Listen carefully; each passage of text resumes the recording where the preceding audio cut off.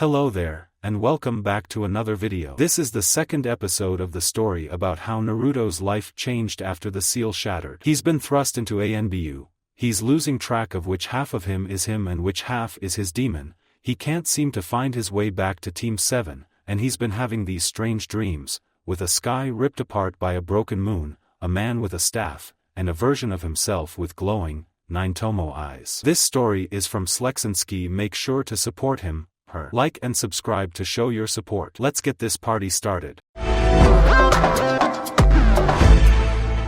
Naruto entered the Hokage's office with an indubitable amount of apprehension, made only worse when he noted that it was not the Hokage in the room, but his sensei, lounging on the window and leafing through his porn. The Chunin lazily moved his gaze towards the Anbu entering. Naruto caught the slight narrowing of his eyes and the tremor in his shoulder in a manner he would have never even noticed before. He shook off the vertigo. It wasn't all that strange. He'd become unnaturally observant in the past couple weeks, but he chalked all that up to having a demon alter ego. It seemed like the most plausible cause. "It's me, sensei," he called, and also caught the relief seeping into the man's shoulder. Strange, though, why was Kakashi awake at 4 in the morning? "Ah, do you know where Hokage-sama is?" "I'm about to leave for my mission, but he asked to report here first." He fidgeted slightly with the hem of his glove. Truthfully, he was hoping to get laywayed by the Hokage over something or other, if only to skip out on the mission. The fox was beyond communication. He'd attempted everything he knew to rouse the fox: meditation, breathing practices, even going into his mindscape and attempting to fish the fox out physically, but nothing had worked. Naruto swallowed. He didn't want a repeat of the last mission he'd gone on without Kyuubi awake, a very brief and lucky transformation, the only thing saving him from an inopportune death. Kakashi waved off his distress. "Your mission was cancelled." Naruto sagged in visible relief. "Oh. The Hokage is out on business and won't return until the afternoon," Kakashi explained. "I'm here to fill you in on the latest information we've received." Naruto blinked, confused, before apprehension clouded his face. "Tell me? Or tell?" He swallowed. "Kyuubi? You?" Kakashi answered immediately. "And there's something else I'd like to discuss with you, personally." Naruto straightened, rigid. "This year, the Chunin exams are going to be held in Konoha," he intoned, blandly. Naruto wondered why, exactly, this information was so pertinent to him. And when Kyuubi was instated into Anbu, we obviously couldn't write his name down, so the official record states that Uzumaki Naruto is the most recent acquisition of Captain Yamato's Black Ops team. Naruto paused, still not following. "Okay. Naruto," Kakashi sighed. "You can't participate in the Chunin exams, is what I'm trying to say. Legally you're already Anbu rank. It'd be a moot point to have you compete, and many countries would see it as cheating." "Oh." Naruto let out a breath. "That's all?" "That's fine, sensei. To be honest, I really didn't want to compete in them anyway. There's more to it than that." Kakashi shook his head. "The real crux of it is that Sasuke and Sakura will be joining the exams, but you can't." Naruto blinked rapidly. But wouldn't that be a disadvantage for them? All the other teams will have 3, right?" "Yes, that's the problem. You see, until the Chunin exams are over, you won't be able to be on the same team as them. We'll need to instate a new member who can participate in the exams with them. And we'll have to start now, because they'll need all the time they can get to assimilate as a team. Already they'll be at a disadvantage against teams who have worked together for so many years." Shock bloomed mutely against his ribcage, his mouth worked but no sound came out. It wasn't the end of the world, he consoled himself, it wasn't like he had much time to spend with them anyway. And it would be really selfish of him to expect them to not take the exam. She knew how much getting stronger meant to Sasuke.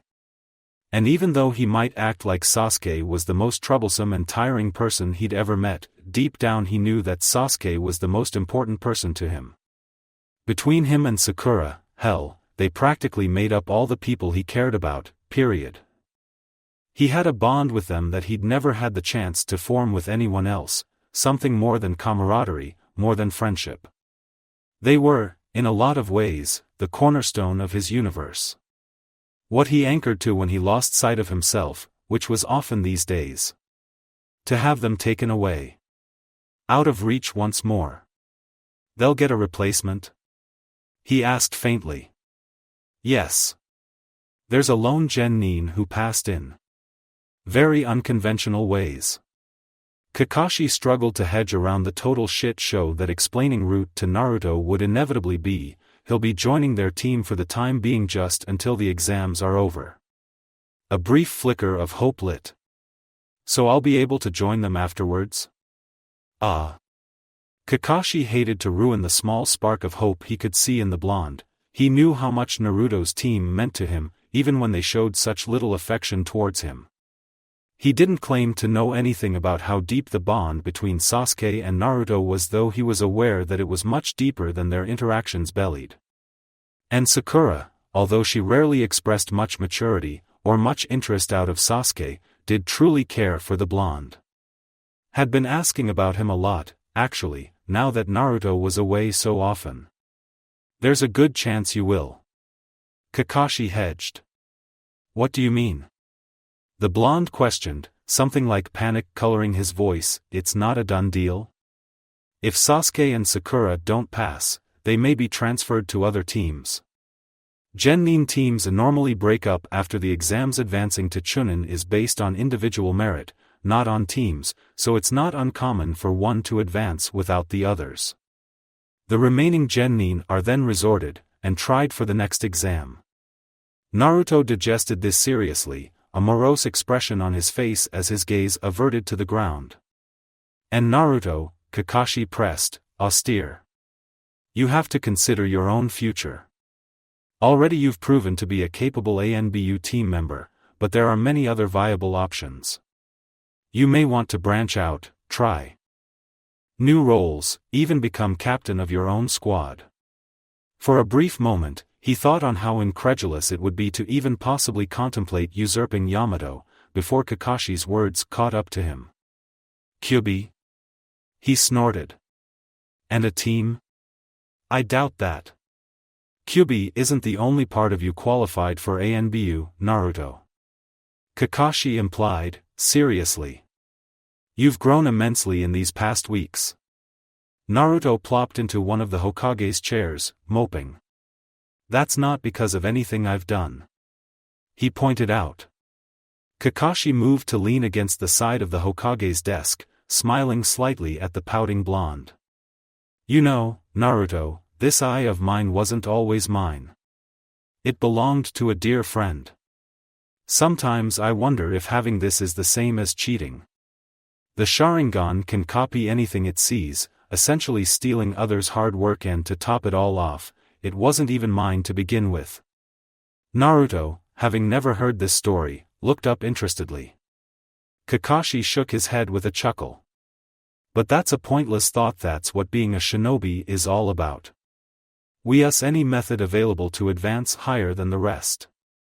Even if you feel you don't deserve this power you have, it is yours, and you shouldn't feel bad for having the upper hand from your peers.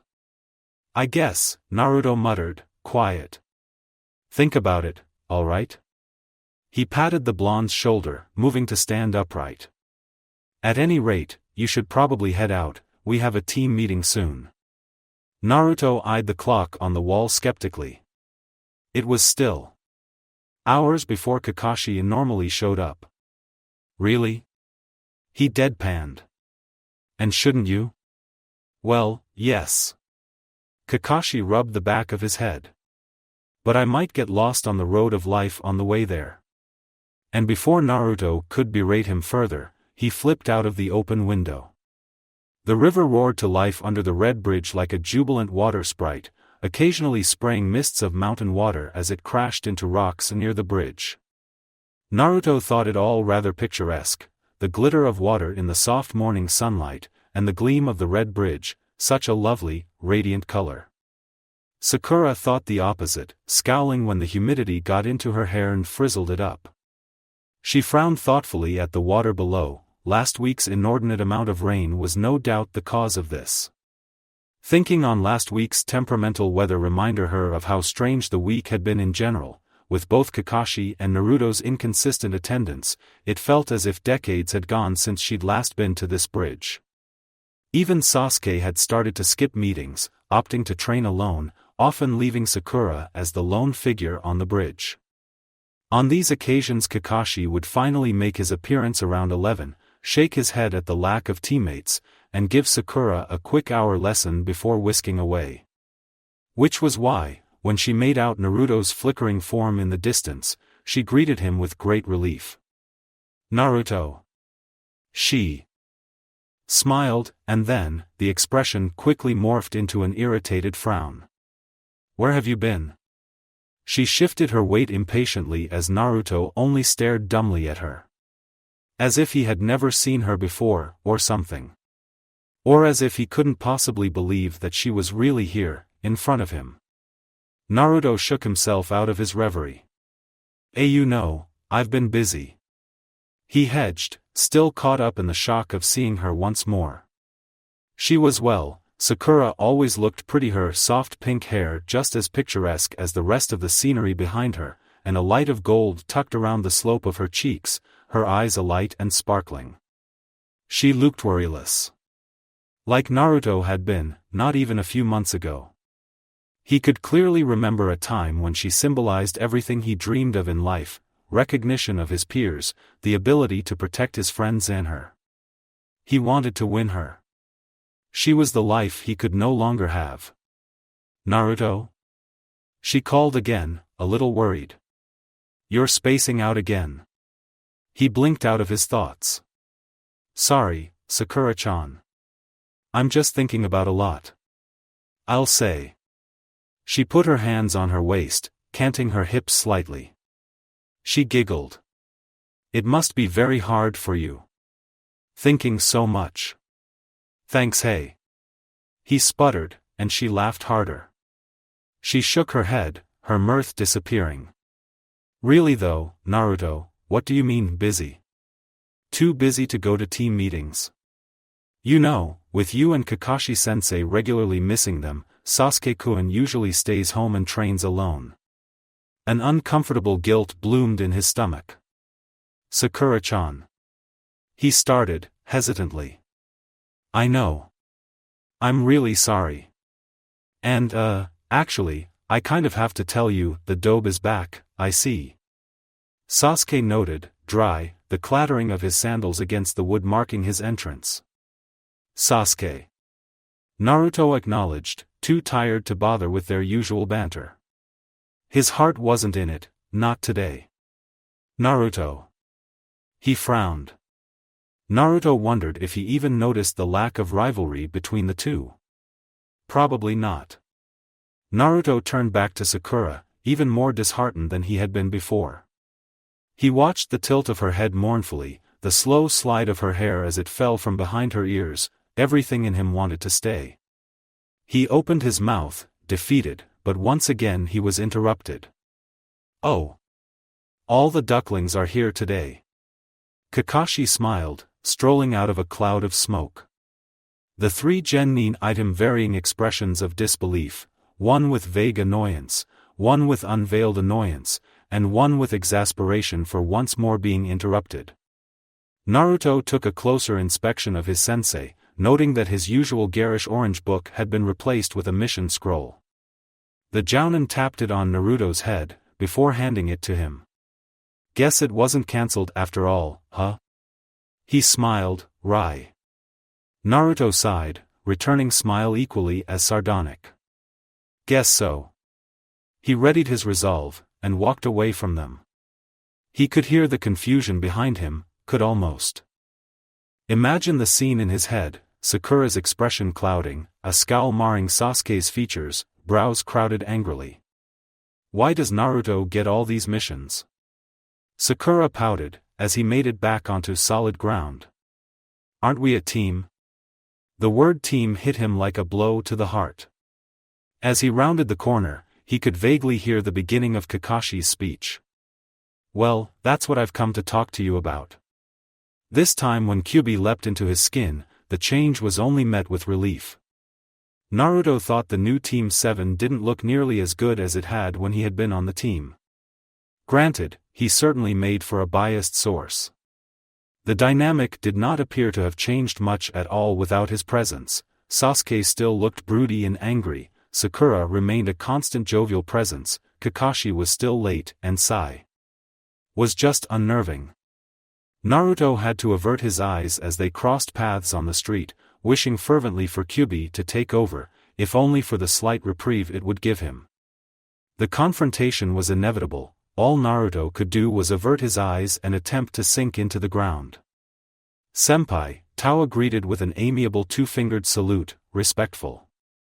This only alarmed Naruto further, never would he consider Tawa amiable, or anything approaching respectful. Tawa, Kakashi returned, with a nod. Team 7 trailed after him, only Sakura sparing a curious glance their way. Naruto immediately looked in the other direction, unable to watch the expression flourish on her face. He wanted Toto crawl out of here. Run, jump over the fence, bury himself into the ground, anything. He'd thought the most trying part of his day would be masquerading as a demon, turns out he was wrong. The emotional trauma of losing sight of himself was infinitely easier than this. Kakashi must have perceived his discomfort, placing two hands on both Sasuke and Sakura and vaulting them in front of him. "Come on guys," he said cheerfully. "Those plants aren't going to water themselves." Sasuke made a noise of resignation, and Sakura sighed loudly. "Sensei." She harumphed, but her eyes strayed back to the ninja in black, heading in the other direction. She'd seen them before. Or, well, people like them. Dressed in black with bone-white armor, elaborate colored masks obscuring their features from sight.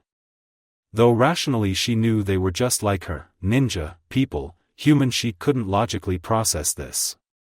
They could have been an entirely different race for how much she related to them.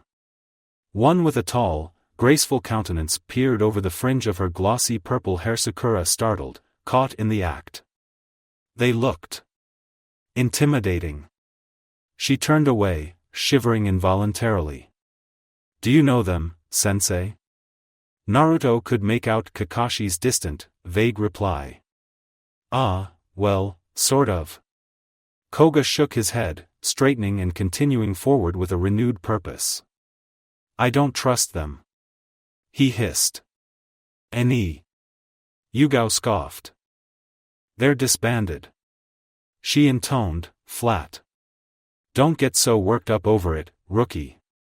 Koga glowered at her words, huffing and turning away. "You don't really believe that bullshit for a moment, do you?" Yuga turned to him, sharply. "And what are you insinuating?" she asked, slow and dangerous, her eyes making a quick sweep of the perimeter around them. Aside from tides of civilians, there was nothing much to see. Tawa elbowed Koga sharply in the gut, and the other man grunted. "Yugao's right, no need to get worked up over it," he echoed, and there was something deliberate to his words. Naruto blinked rapidly, feeling like he was missing a punchline somewhere in there. Was this a joke of some kind? Their captain burst into existence with a cloud of smoke. "Yamato Taishu." She nodded respectfully, and they followed suit, well, everyone but Tawa, who picked his nose. He waved a hand. "All jounin have been called to a meeting," he said by way of greeting. "Though since none of you have a genin team, I don't suppose you have to go. But since we're not on a mission, it might be helpful to take the time and get an update from Hokage-sama." His eyes flickered to Naruto's masked face. "And I think some of us would like to know the Chunin exam nominees from Konoha." Naruto stiffened at the implication, but said nothing. Tawa sighed. "What's it matter, anyways? It'll be informative, at the very least." Yamato badgered. Koga and Yuga gave non-committal shrugs, following Yamato without complaint as he led them to the meeting area. Large cloths buffeted the ceiling of the tent, drooping low and clotting the air with sticky humidity. They provided excellent seats for ninja, however, and Naruto could make out many Anbu lounging from the rafters. Familiar-looking jounin were gathered center stage. Naruto could discern Kakashi's sliver of silvery hair amongst the crowd. Like the rest of the Anbu attending, Yamato's team leapt into the rafters and made themselves comfortable among the support teams, Naruto following suit with greater reluctance. He could make out Iruka's ponytail in the crowd, and wondered if it would be remiss of him to go up and say hello. Probably. The Hokage coughed once, bringing the attention of the room to the center point. "Thank you everyone for attending."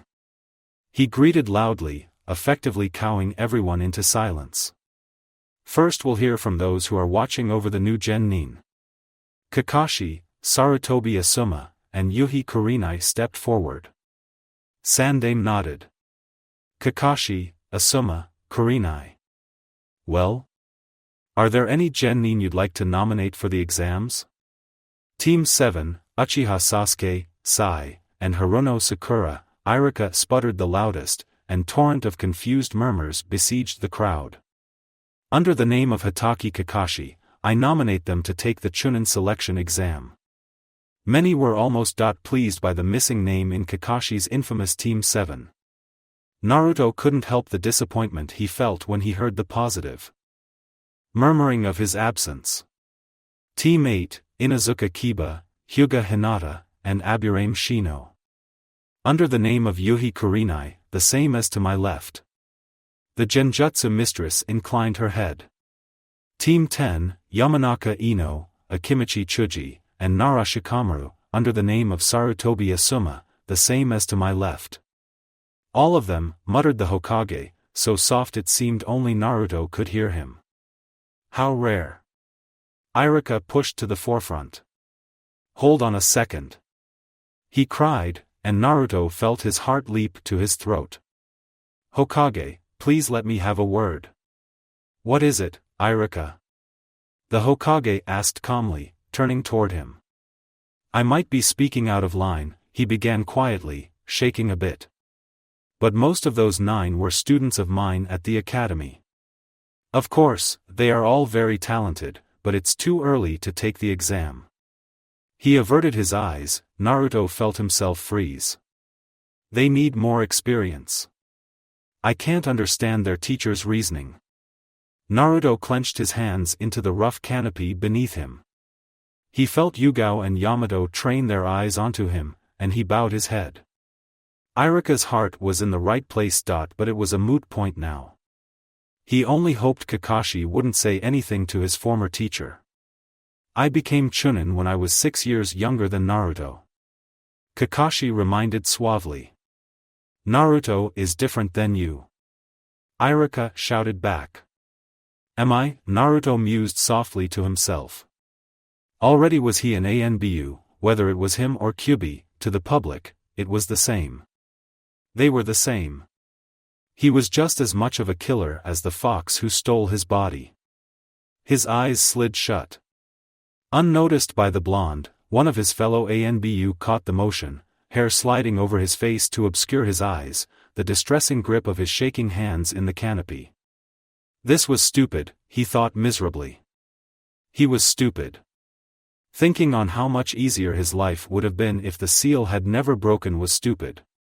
There was no point in reminiscing, on lament or regret, it wasn't about to change anything. The jounin below dissipated, some erupting into clouds of smoke and leaves, others opting for the doors. Naruto wasn't sure how much time had passed, but the meeting was well beyond over. Yuga had been surreptitiously beckoned by the Hokage during the ceremony using Anbu code, and she had thought it best to wait until the crowd thinned before following. Tawa and Koga had immediately left via Shunshin, while Naruto had leapt down obviously disheartened by something and meandered almost aimlessly to a billowing flap in the tent and lead himself out. When the last few mingling jounin walked out, Yuga jumped from the shadowed confines above and bowed before the Hokage. "You wished to see me?" she asked respectfully. The Hokage nodded, taking a lungful of his pipe before replying. "I see you are on conciliatory levels with Naruto-kun." Her brows furrowed beneath her mask. While she was amicable with him, and not openly antagonizing him like Tawa and Koga did, she would not consider them even the slightest of acquaintances. They didn't have any foolish quarrying like the two moronic boys. In fact, their relationship was nothing but mutual understanding. And, she'd secretly admit to herself, she probably had more of a relationship with Kyubi than the demon's tenant. "I suppose," she hedged, cordially. He leaned over his desk, and she saw the unquestionable unease in his tired eyes.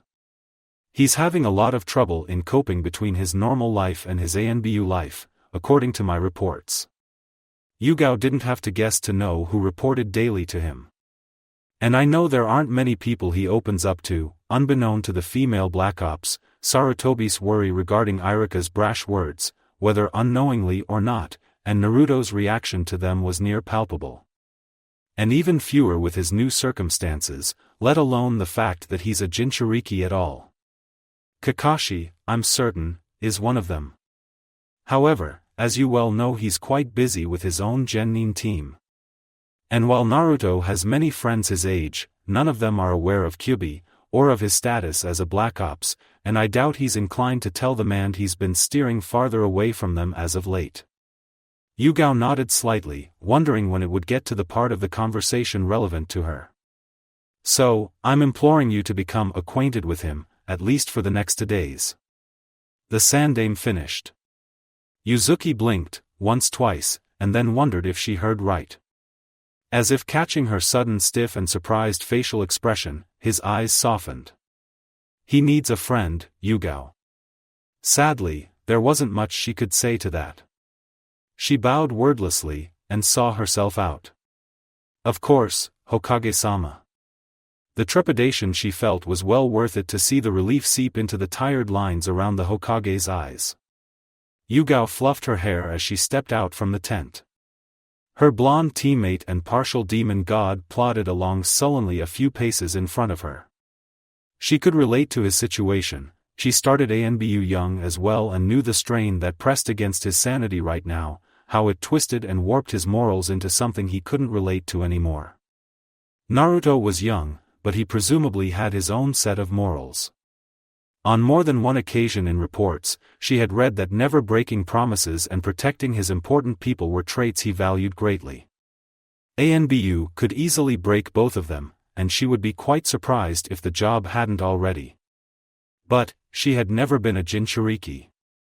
The strain of being in such a unique situation that only 8 other people shared must be a towering burden indeed.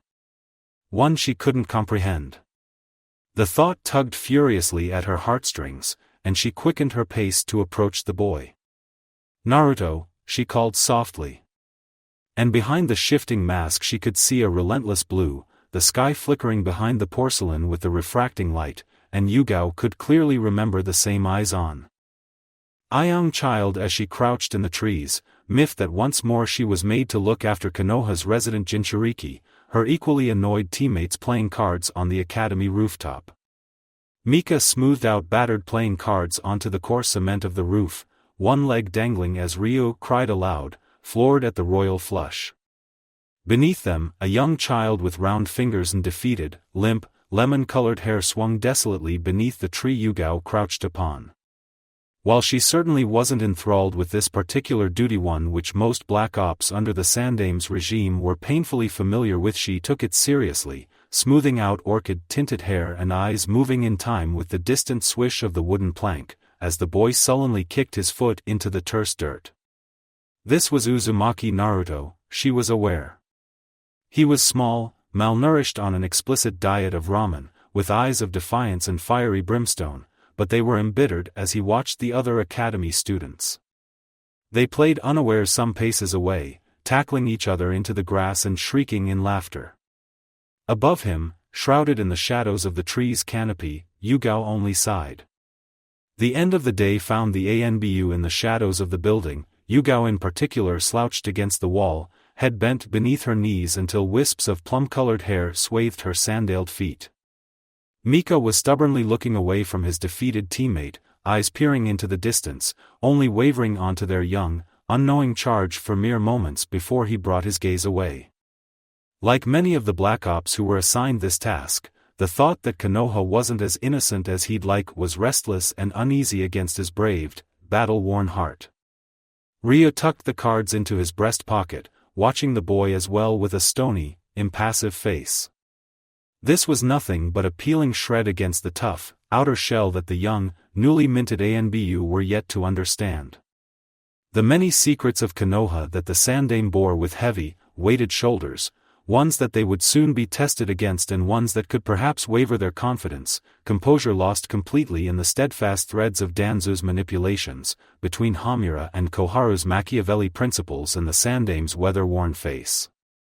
Naruto watched the woman in front of him curiously, as he stood nervously before her in the broad street.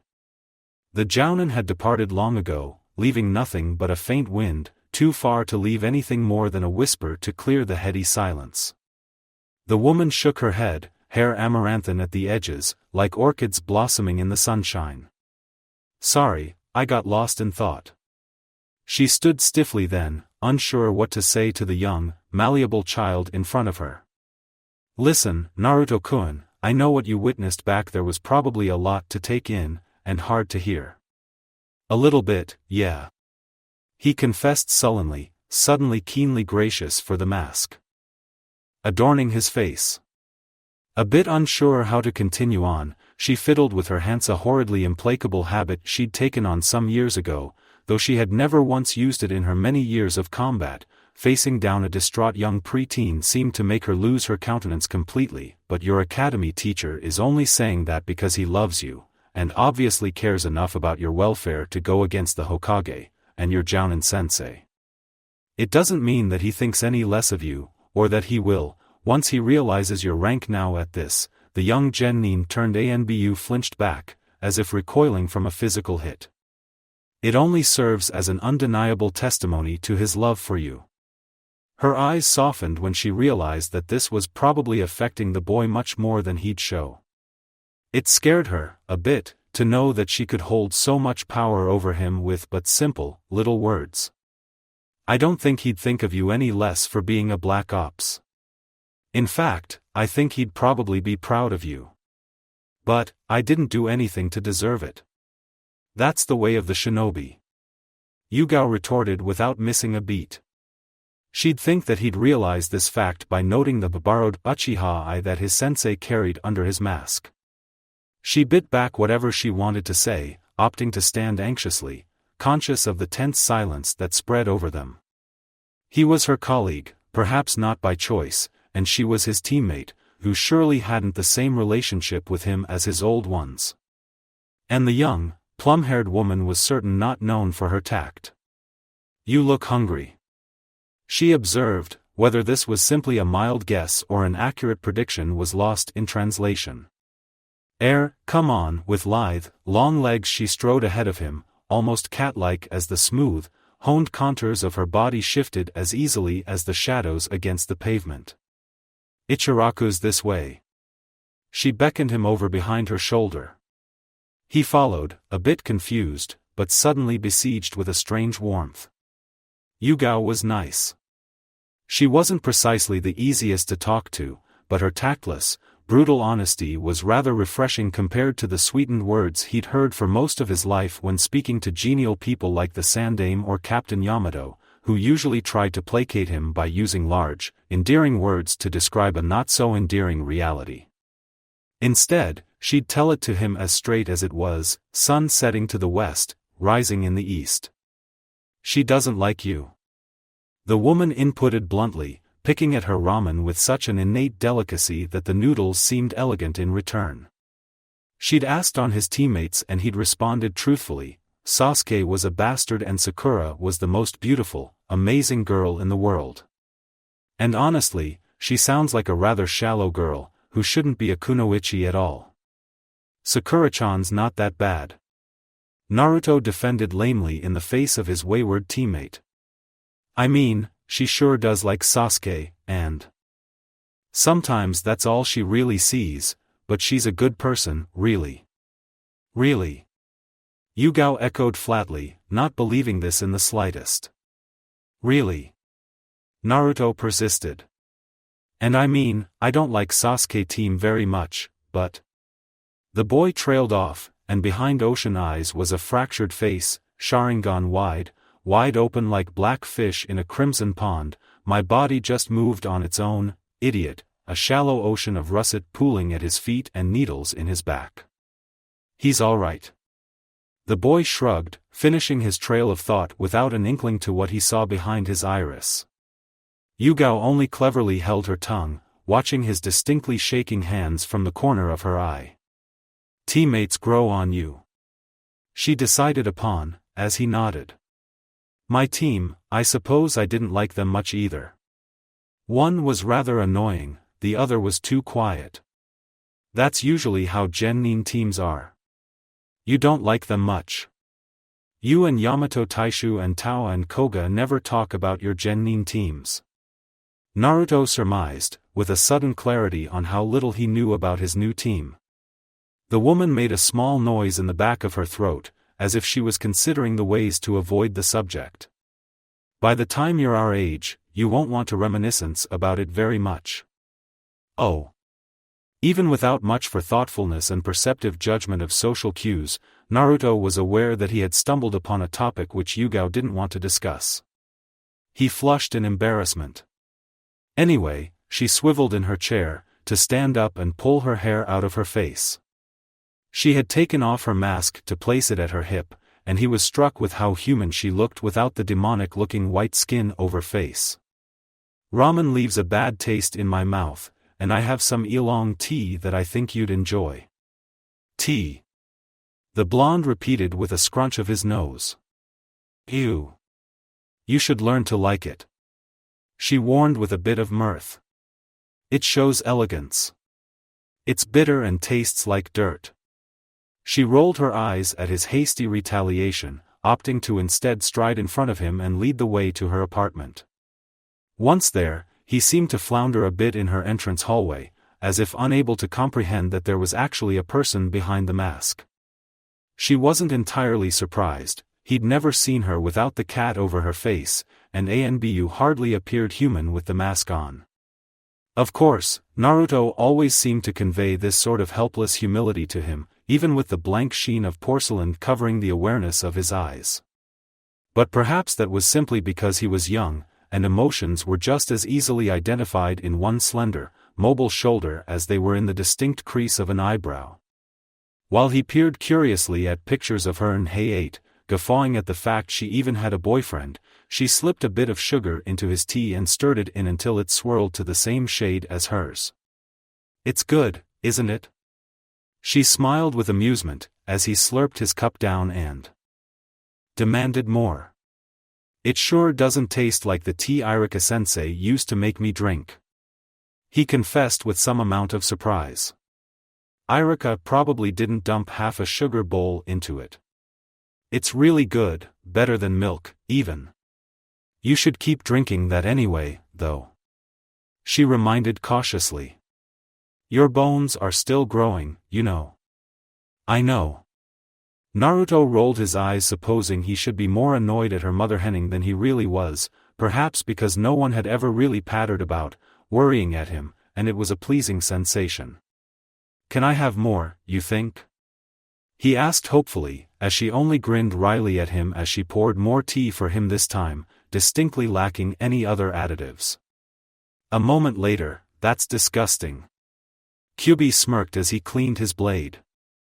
The river cooled the air around its bubbling surface by a startling drop in temperature, one the Anbu resting near it took advantage of. Kyubi was closest to the river's edge, mask hiding his grinning and malicious features as the blade's surface shined his unwavering mask eyes back at him. Something about dead humans made him cheery, and maybe it was the fact that he killed them without Madara's influence.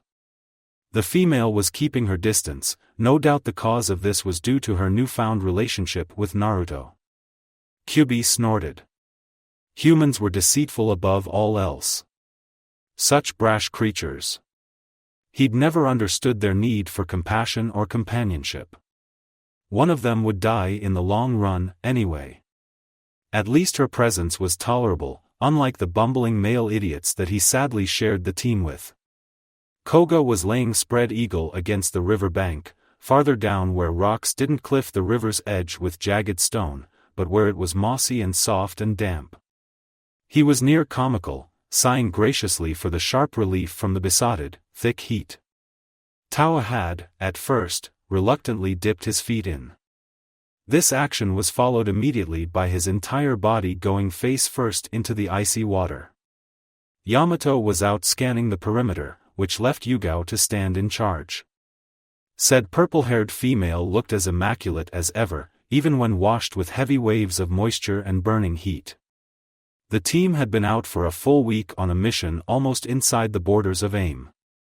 Sadly, the infamous rain country was experiencing one of its seasons rightfully called the steam season.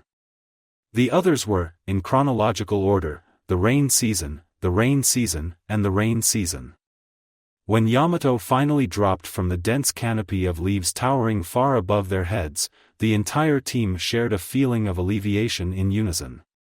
The week had been to travel into the heart of AIM, the mission's actual work much more espionage and reconnaissance, rather than the usual all-out offensive the team usually took.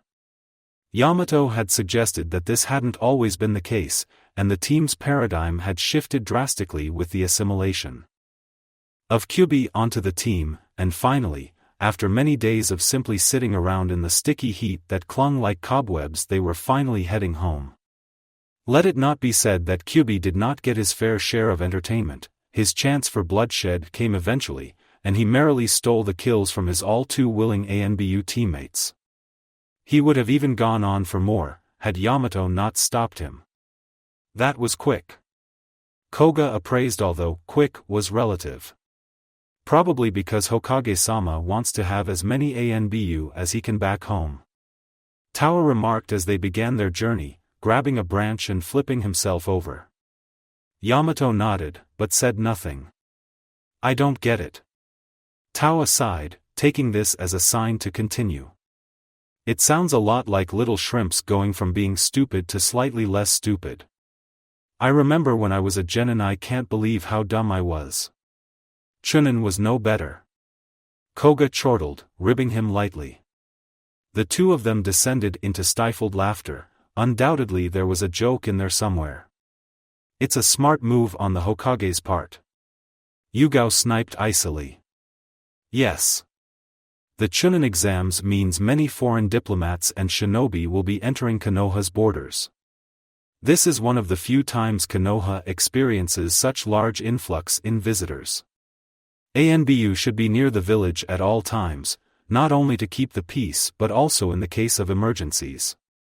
Yamato explained to his team. The two main catalysts of the lecture only nodded, successfully cowed. Kyubi looked forward to it. Demonic premonition, perhaps, but he was certain there would be some sort of bloodshed to partake in. The sky curled around at the edges of the world, a looming dome of black clouds shifting across the night like loam, the broken moon hanging limp and useless in the sky, and a man with wild hair and a monster with the world in its jaws bore each other down, and their eyes made of rings met like infinity to infinity, and somehow, between the world ending and the beast in front of him, his purpose struck him with startling clarity. Because the man with the 1,000 eyes and the demon who ate 1,000 souls were all coming together, and a crack sounded on his window and Naruto fell out of his bed. He gasped for breath, staring dazedly up at his ceiling. Behind his eyes his dream dissolved into nothing, leaving him with a tangled knot of emotions: fear, lament, and regret, all of which congealed together into something terrible that sat at the bottom of his stomach. In his mouth was the taste of blood whose he didn't know. This, however, was not all that surprising. Recently, he didn't even know himself. After a moment or two, as he lay there catching his heartbeat, his eyes turned quietly to the impassive mask on the other side of his window. The expressionless mask gave nothing away, but Naruto felt as if he could smell apprehension off the man anyway. "Did you need something?" He yawned, stretching, the last flickering memories of his dream fading with the warm light of morning. The Anbu held up a scroll, wrapping it lightly against the glass before he set it on the sill, erupting into a cloud of smoke. Naruto sighed. Mission. Abruptly, something lodged in his throat and he flew up off the bed, falling to his knees on the floor and choking up a storm. He coughed blood all over the carpet, the color a thick, dark red poison, clotted as if it had been there for some time. Naruto gagged. That was disgusting. Even worse now, it was never going to get out of his carpet. That's fucking gross. He scowled, directing this towards his demon tenant. Kyubi did not deign this with a response. Hai no Kuni loped around the ocean in a string of sharp rock faces and brittle trees, the entire landscape covered judiciously with mountainous drifts of sand and framed by an immense and cloudless sky. To its right was the inaccurately named nation of river country, for no rivers flowed through the land until its border with Aim. The rest had been besieged by desert rapidly spreading from Suna. All this meant that traveling around this part of the country meant traveling with little to no cover. It was half the reason ninja avoided and half the reason no one lived there in the first place. The only indent of civilization lay in a winding road that led the trail from the one end of Hai no Kuni all the way to the very edges of Sunagakure. While treacherous and incredibly tedious, it was the only legitimate way between the two countries. The looping road leveled parallel to the only establishment Yuga had seen for miles, a dilapidated shack of wood, leaning into the side of a sand dune, weathered from years of the elements until it looked just as desolate and unwanted as the rest of this godforsaken land. No other movement but the soundless flutter of the paper fringes hanging from the thatched roof, no other sound but the sorrowful, half-hearted chime of bells at the entrance. Yuga peered up sightlessly into the blinding sky, not a cloud in sight. What a mission. No cover, nowhere to run. She counted down the seconds in her head, feeling skittish and on edge just by waiting out here. Tawa posted up not too far from her, perched upon one of the wooden stumps surrounding the entrance that she supposed had, at some point, resembled a fence. He hunched over himself gracelessly, cigarette in hand, looking about as put upon as she did and doing about as fine a job of keeping watch. Not that she could blame him, they'd been out here for the better part of the last 3 hours. Koga, their usual negotiator, had claimed illness and was currently in the hospital with a deathly case of the flu. Or so he had liberally insisted. Something told Yuga that he had actually just hoped the border into Tea Country, undoubtedly to make amends with his on and off again girlfriend of whom he complained about, loudly, all the goddamn time. And Captain Tenzu, being the lovable and irrevocably gullible man he was, readily allowed him to leave. She wouldn't have minded really, she would be the first in line punting him over the border if it meant he'd finally stop bemoaning his love life, or lack thereof, but Yamato could take hours negotiating and consistently gave them a worse bargain than they had come for. But, more importantly, hours. Hours. And then, there was Kyubi. The demon stood as an immovable presence in sharp relief of billowing dust clouds, a silent, inhuman wraith. If he had moved even a muscle since they had arrived, she did not know of it. And she'd been staring at him, scrutinizing, for the better part of a half hour. Tawa sighed loudly, stubbing out the end of his cigarette. How much longer is he gonna take? Her eyes slid over to her companion in exasperation. He, of all people, should be just as aware of Yamato's unfortunate tendencies as she was. After all, the two of them had been on Yamato's team since he had even had a team at all. That being said, clearly his question was a rhetoric, because he did not wait for an answer before lighting up another cigarette. But her gaze quickly averted back to the demon in front of her, unwilling, or perhaps unable, to allow him to sit in her peripheral for long. She was no great fan of allowing him to be anywhere but in her sights, though he had, quite frankly, given her no reason to be so distrusting. For all intent purposes, the fox had proved no legitimate threat to Konoha. Though it was clear he held them in no genuine regard, he had also never endangered them or jeopardized a mission. If anything, he was a crucial fixture in keeping missions alive.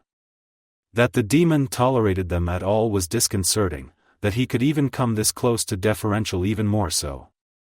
She did not trust him in the slightest.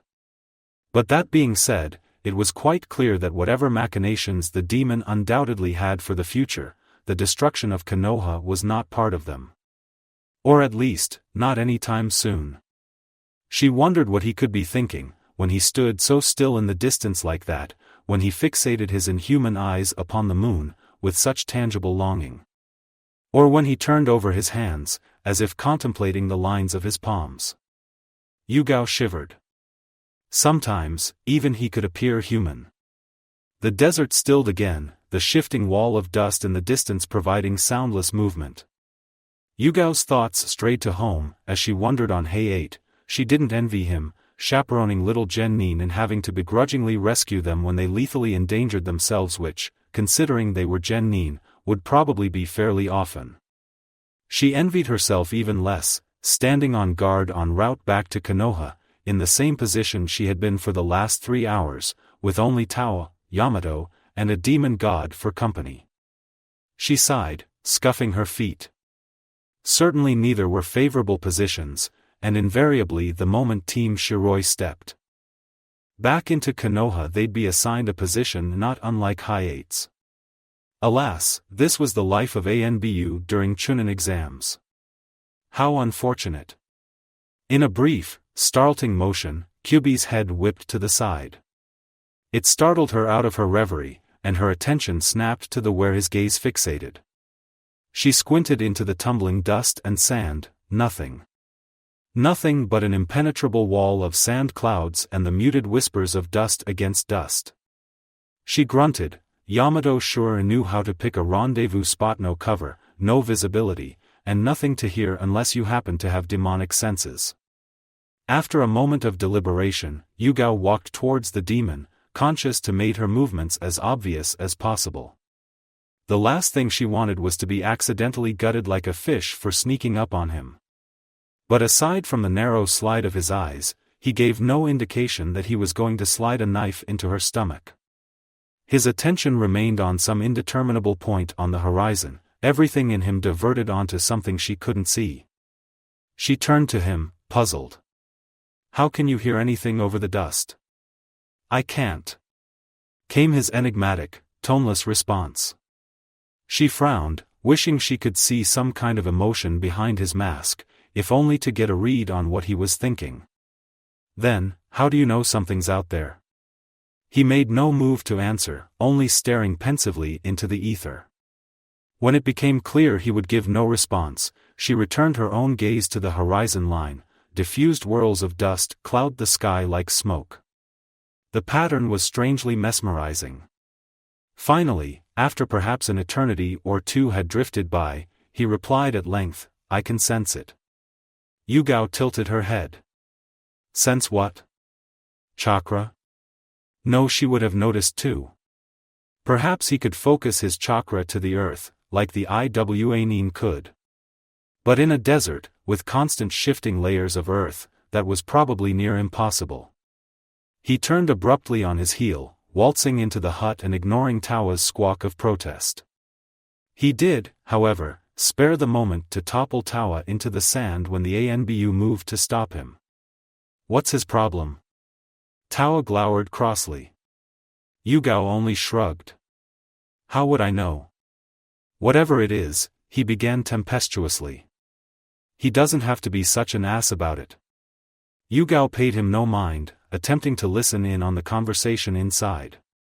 Whatever relationship the demon god had with her captain was curious. Though Kyubi appeared to silently loathe the entire lot of them, he had been strangely yielding towards Yamato. She wasn't sure if that was simply because he could respect Yamato's prowess as a shinobi or because Yamato had done something to prove his worth, but she suspected the latter. Regardless, Kyubi gone out of his way to warn Yamato once already, when he had no need to do so. "You're sure?" She could make out Yamato's voice, concerned. "Would you care to wait and find out?" came Kyubi's ominous response. It would appear that Yamato would not. The two abruptly exited the shop, much to the owner's vocal displeasure. Yuga could have thrown her hands up in relief when she saw the scroll in Kyubi's hands as proof of their victory over seedy civilians. Perhaps it would have been more effective to throw Kyubi in there and have him batter the man into submission. It would have saved them a significant amount of time, at any rate. Tao watched the exit with about as much relief as she did, but with infinitely more curiosity. "Not that I'm upset that we're leaving," he prefaced quickly, "but, what's the rush for?" Nobody bothered to answer them, already making for the dune some ways away. Yuga decided it best not to ask any more questions. If both Yamato and Kyubi were this concerned on keeping pace, then she would assume there to be a significant reason for it, and leapt into the air after them. She wondered if whatever Kyubi had warned about passed, for it was some time before anyone spoke again. But then the demon growled, and dropped out of the sky to crater soundlessly into the sand. The Anbu team abruptly stopped to follow suit, dropping down onto the dunes. A whirling cloud of smoke-like dust passed them. And then small, blurred figures dotted the horizon. There was perhaps 3 or 4, 2 medium height taller than Naruto, but certainly smaller than Yamato, Tawa, and Yuga, and one curiously short. Almost leveled with Naruto. Kyubi made no other discernible move besides a sniff to the air, almost in disdain.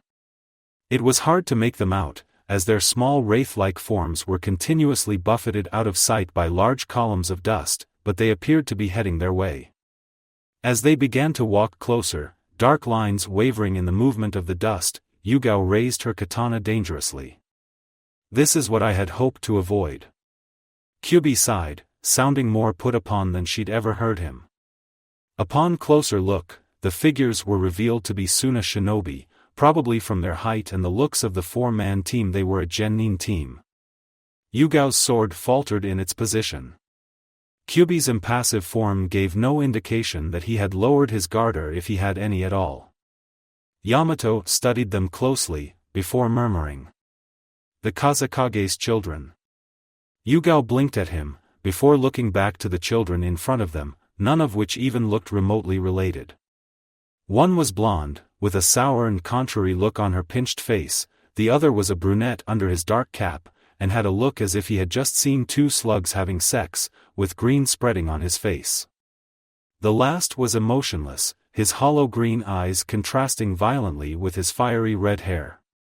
Their presumed teacher shifted his weight in blatant nervousness. "Konoha Anbu." He greeted, voice high. Yamato nodded. "Yes. And I presume, these are your students?" "Ah, yes." He nodded once. And then twice, quicker. "These are Temari, Kankoro, and Gaara.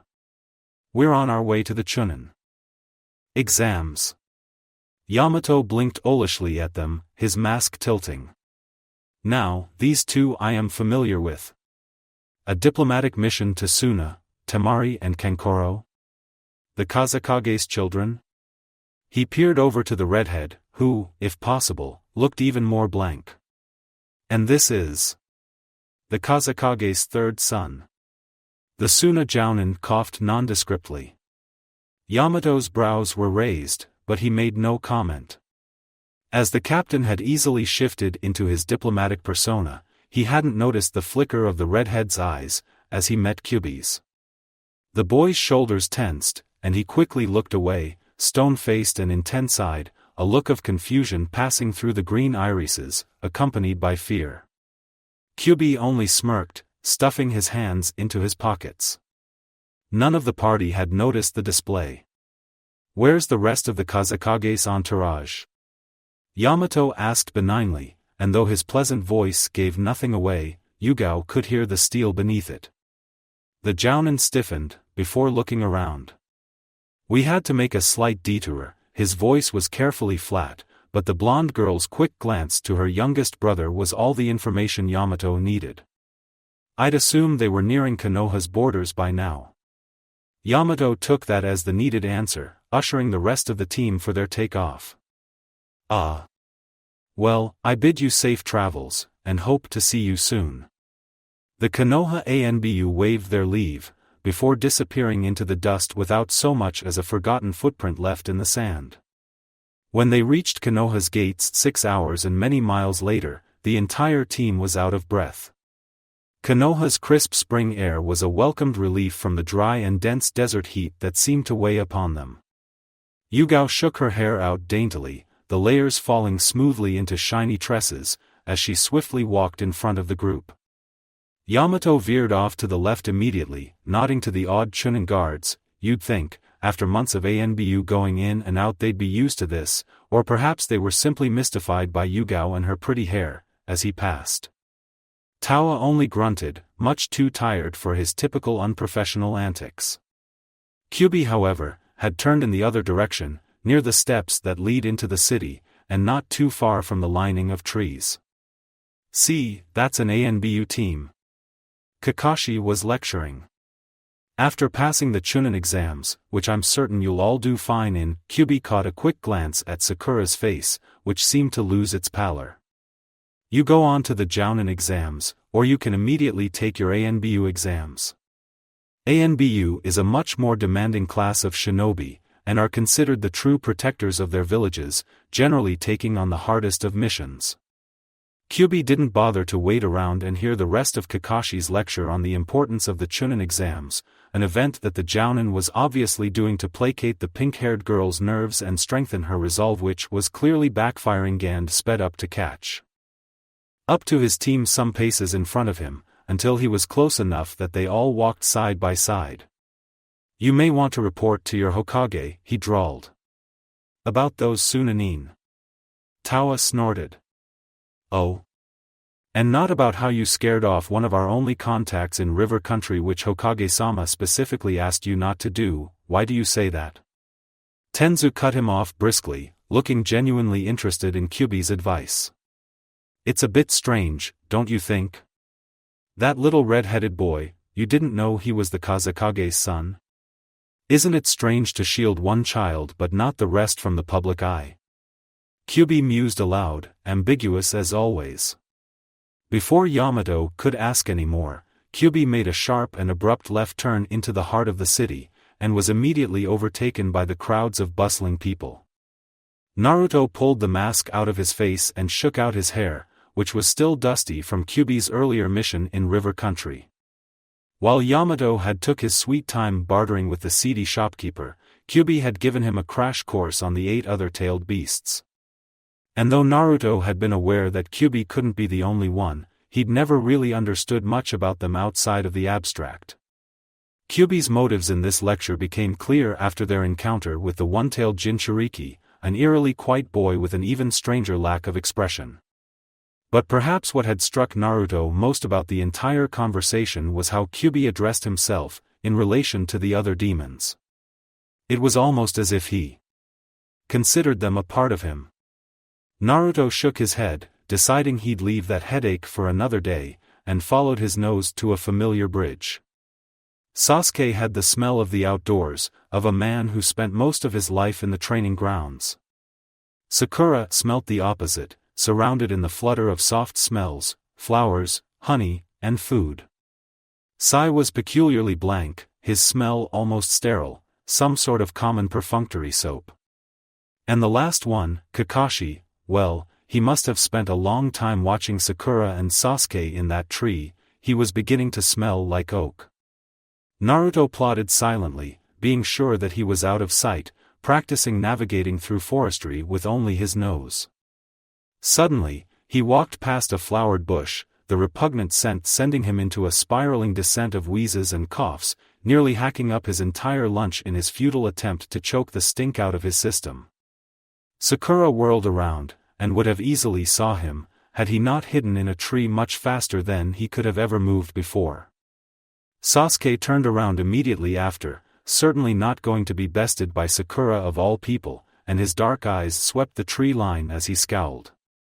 Sai made no move to even bother, and hadn't moved from staring just past bridges crossing red bars and the sky, a bit to the right of the tree Kakashi was reading in. His old sensei hopped from the tray no doubt to lead the three genin off of Naruto's trail and greeted them with a smile and an entirely blasphemous excuse for his usual tardiness. Sakura's expression made it clear just how much she appreciated that.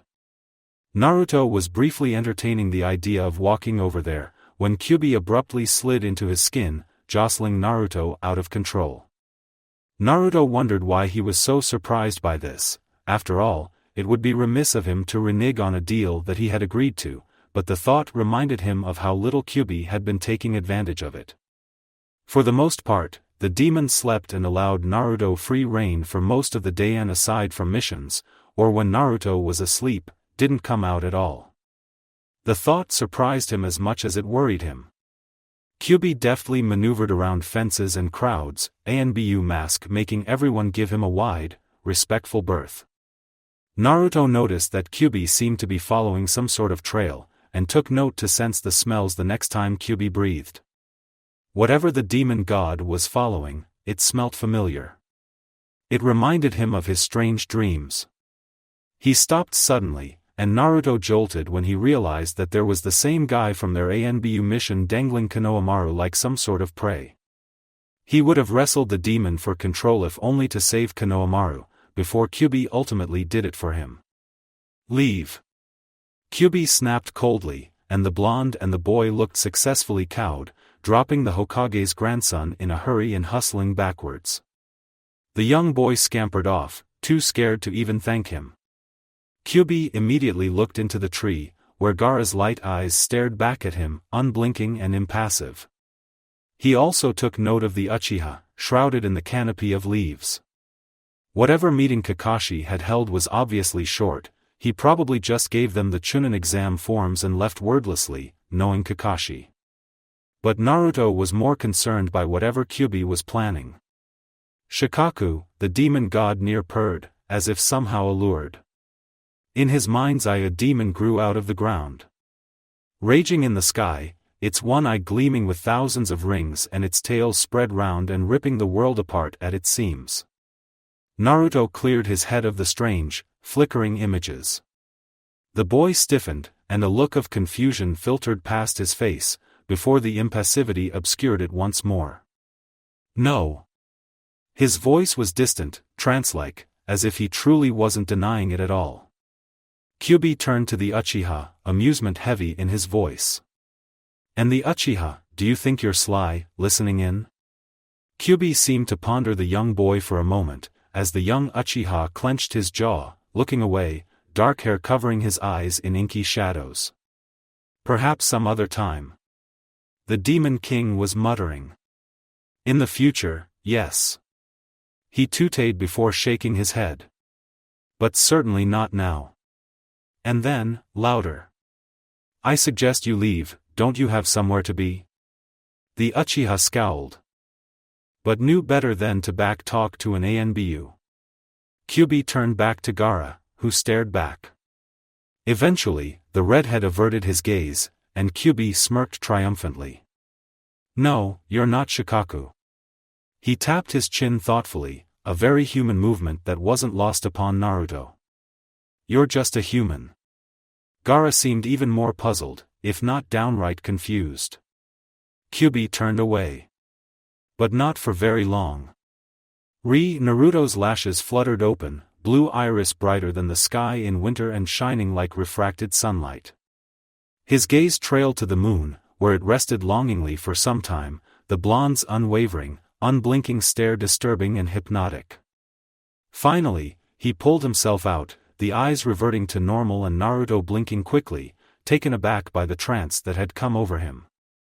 He rubbed his head and smoothed a hand over his hair, looking back up into the sky. The moon hung loosely, but it was full and heavy and weighed upon with stars. Mere moments ago Naruto felt like he never wanted to stop looking at it, but now, he only felt a vague sense of longing that he couldn't grasp, a torn and indecipherable feeling. Naruto chalked it up to being some strange Kyuubi-centered reason, and decided to call it a night and get back to bed. He awoke several hours later and slipped on his Anbu mask, readying for the day. His limbs ached from traveling the distance between river country and Konoha, protesting as he moved about and pulled his vest over his bare torso. It slid on perfectly, and he pushed his hands into his fingerless gloves, Konoha's emblem scratched onto the metal plate over his knuckles. When he looked at himself in the gleam of his window, the shutters had broken, and he hadn't bothered to buy new one. She thought more and more how much this persona was Kyuubi more than Naruto. It seemed strange, and he flexed his hand, just to make sure it was him and not the fox. He was having a hard time distinguishing nowadays. The Anbu outpost was a tall and imposing building, windowless and sprawling up the side of one of Konoha's largest trees. Contrary to the outside, which was composed of a mixture of wood planks and concrete, the inside looked sleek and was made entirely from steel, lending a certain sterile hostility to the whole compound. While the Anbu headquarters was a building of the many in Konoha's deepest streets, its other bases were spread across the city. This current one was located inside of a forest accurately named the Forest of Death, one of the training grounds used by Anbu and high-level Jounin. Why they were using this particular man-eating plant-infested forest for a Chunin examination was beyond him. He knew enough about the world of Anbu to realize that the class difference between an Anbu and a Genin was equivalent to a rock and the moon. The Anbu base was a little to the right of the tower in the heart of the forest, where the Genin were supposed to enter by an allotted amount of time, and covered in a genjutsu that made it look like a highly poisonous vine that crawled up the tree, in hopes of dissuading anyone to come near it. Knowing ignorant Genin, this was highly unlikely. Naruto wove his way around the base on instincts alone, trying to use his sense of smell to point out Yuga's floral scent. Not quite like Sakura's, darker, and more natural. He ended up meeting Tenzu first, the scent of wood nearly grafted onto his skin. While it was a bit overbearing, the smell wasn't entirely uncommon for Konoha ninja who perpetually spent their missions in the trees. The Hokage has already briefed myself and the other Anbu leaders whose teams are chaperoning this task. Tenzu looked around, as Tawa abruptly appeared from a cloud of smoke, as did Koga. Yuga walked up languidly from behind him. So which one is it? Naruto asked curiously, more because of his friends than any legitimate curiosity over the exams themselves. Yamato looked at him sharply, clearly catching him out. The first task doesn't require any Anbu supervision. It's located at the academy in one of the classrooms, and is a written test unless Anbu captains wish to scout for potential members at this. Koga snorted loudly, as if the idea was so ludicrous it didn't deign an actual response. Tawa mimicked the motion. Captain shot them an exasperated look before continuing. The second takes place here in the forest. The Genin will then have to make it to the central tower in 5 days, collecting 2 scrolls from the other Genin teams. Our team and another will be patrolling during this task. Sounds easy enough. Tawa shrugged. So why do we have to watch the shrimps? It's not like anything interesting is going to happen. Koga added with a scowl. Yuga ribbed him. Doesn't matter. Hokage's orders. And then, with quiet resignation, not that I'm looking forward to it either. Yamato said nothing, probably agreeing with the statement but too professional to acknowledge it. Naruto was perhaps the only Anbu in existence right now not bemoaning his fate for the next few weeks. His stomach tied itself into knots at the thought of Team 7 having to go up against all these obstacles. Hell, a few months ago this forest probably could have killed him. But Sasuke was strong, right? And a genius, so he'd most likely have no problem with that first test, and God knows Sakura undoubtedly wouldn't. Sasuke was also considered the best rookie Genin, so perhaps he'd be able to make it through the second test as well. Naruto swallowed. More than anything he wanted to be there to support Thembi their side, not in the trees above. What's the third? Naruto, he asked abruptly. Yamato eyed him deeply. Well, the third is going to be a matchup of the remaining Genin. Starting with the preliminaries held in the tower, the finals will be held a month later at the stadium. So that's why Hokage-sama wanted so many Anbu back. Yuga frowned to herself in annoyance. Rowdy spectators. That's it? Tawa asked in disbelief. I'm sure there's a couple Chunin around how could deal with that. Koga nodded. Isn't Anbu a bit overkill for this? Tenzu shrugged. These are Hokage-sama's orders. Either way, there are another couple platoons who are going to be guarding during the finals. I'd suspect that it will be a very light guard. In the meantime, we'll be out in Kyusugakure killing off some wayward missing nin. Yamato clapped his hands brightly, and Tawa yowled, high-fiving with Koga. Yuga only rolled her eyes and fluffed her hair. Naruto said nothing. He actually wanted to watch the finals. And the first task, for that matter. Taicho, he began quickly. When does the first exam start? I'd think in 30 minutes. Yamato looked at his watch. Maybe less. Depending on when Ibiki decides to show up. Naruto remembered Ibiki. One of Kakashi's friends, but then, Kakashi had many friends in many weird places. Hell, Kakashi probably knew all about the Chunin exams. Maybe they were easier than they sounded. Why else would he nominate Team 7 if he thought they couldn't pass? Without warning, Naruto bolted in the opposite direction, hoping to make a hasty escape over to the academy. Yuga watched him turn the corner, before pivoting back to face Yamato. Koga and Tawa had already fled, most likely to get a little more of their life before they were all forced onto genin babysitting duties. Yuga noticed Tenzu's face and sighed. Should I follow? Sakura held her breath, and the air went still and stagnant around her, as if it whirled out the window into a vacuum in space. Sasuke's figure in front of her became diffused in the retrograde fluorescent lights from the ceiling above, and her head started to pulse in and out like a beating drum. She felt so nervous she was nauseous, and more than anything she wished she was back in her room, back at the Red Bridge, anywhere but here. Sai was next to her, with that impassive look on his face and that strange, twisted smile that was physically painful to see. She wearily put a hand to her head, and tried not to throw up. Some of the nominees must be way past 12, 18, even. And they all stared at the young Team 7 hungrily. Even when the rest of the nominated rookies came up to banter with them, Sakura only did so half-heartedly. Not even Ino launching herself at Sasuke could get a rise out of her. Sai was a quiet, almost unnatural presence by her side. She felt herself awkwardly stare around the room, searching for Naruto. But he wasn't there. Sakura gulped. Maybe Naruto wasn't taking it this year. You guys need to keep quiet. A man walked up to their group, pushing up his glasses as he did so. He gave a sweep across the crowd of genin, and Sakura admired his face. He had a nice appearance, if not a bit shady looking. You don't want to attract the attention of people around here, everyone can already tell you're all wet. Behind the ears. Kabuto gave another glance at each of them, as if to instill some sort of fear. Sakura was successfully scared by it, but him and Sasuke seemed to duel each other with their eyes. Eventually though, Sasuke only growled and turned his head, and Kabuto had a perverse smile on his face that made Sakura's toes curl in what certainly wasn't pleasure. He showed them some cards, to which Sasuke immediately asked for Rock Lee, that odd boy who had proclaimed love to her, a girl he had barely met.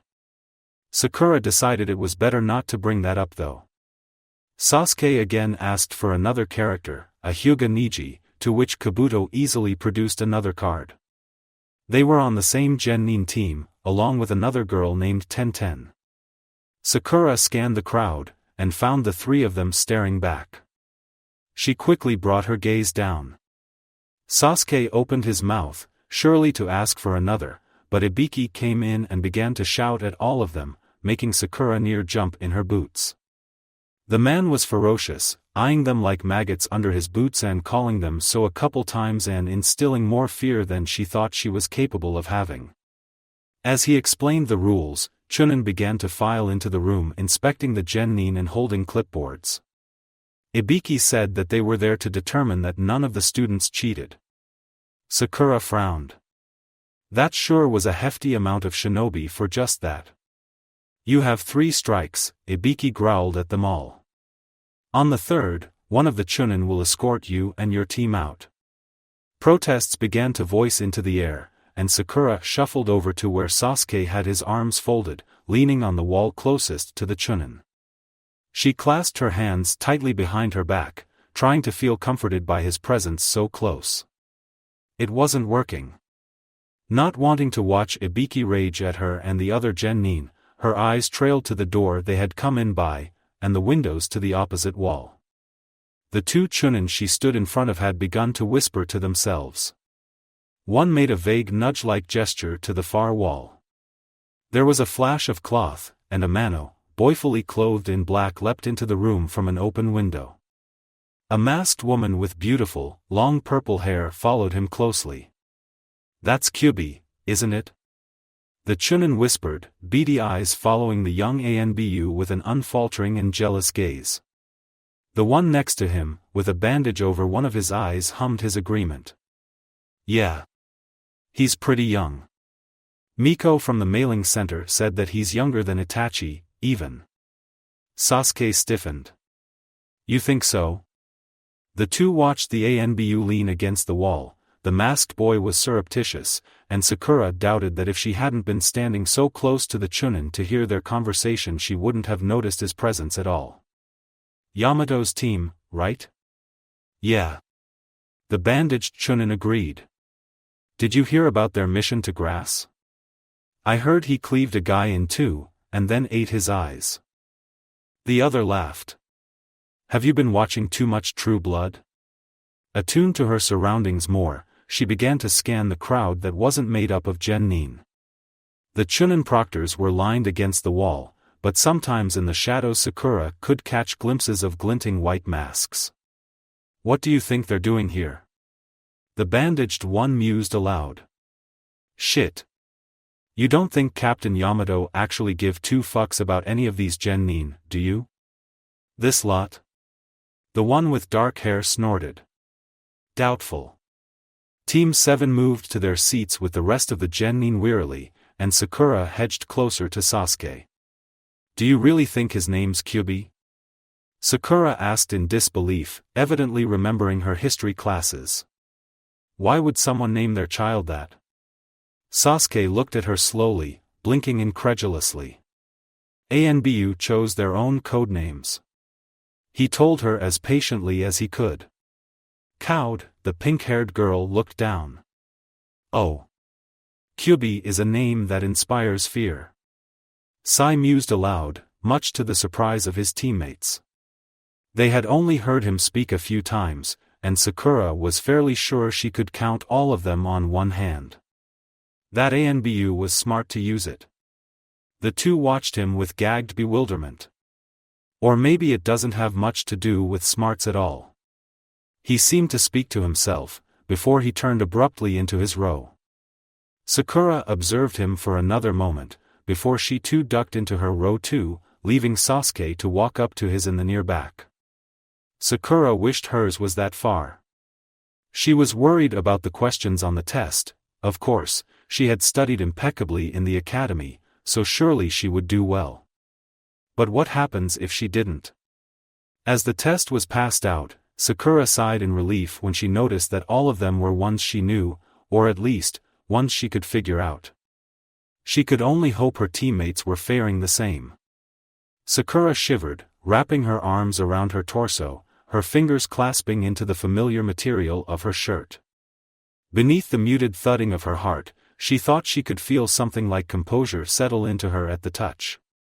Almost hesitantly, she shifted lightly until the side of her shoulder brushed against Sasuke's. He didn't pull away, all of his focus set determinably onto the Chunin instructor some ways ahead of them. She caught a sliver of his profile in the dark, morning gloom, wary and resolute. It was the same expression he'd worn when Naruto walked away from them. She didn't know what it meant. Her eyes followed the slope of his nose and then to the trees behind them. She'd never seen trees this tall, thick, towering stalks that took to the sky, spiraling pillars for the castle of leaves some distance into the clouds.